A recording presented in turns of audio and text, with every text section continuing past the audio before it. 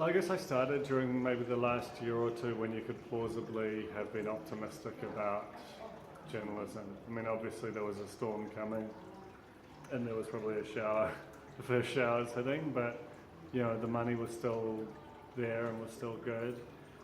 My first full-time job was editing Real Groove magazine, which was a kind of a scrappy music magazine.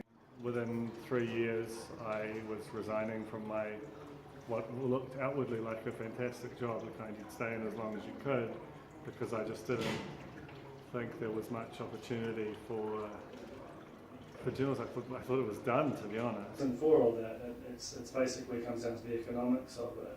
But the way that sort of impacted on the product itself was that the headline became less about conveying the substance of a story than attempting to trick the reader into clicking its headline. You know what that's called, it's clickbait. And to my mind, most of the bad things which have happened in media can be traced back to that one perverse incentive.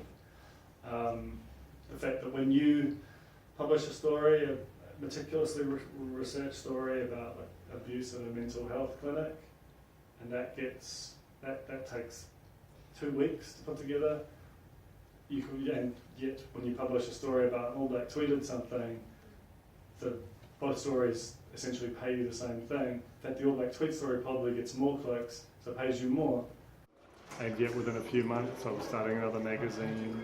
We do some things really well and other things really poorly.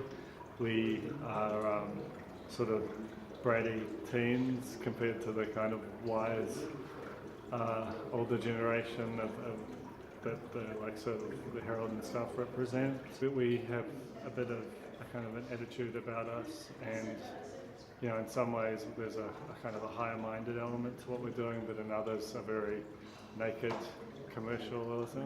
So I quite like that about us. We're sort of different and a bit prickly, and you know, definitely trying to make sense of this new world like everyone else.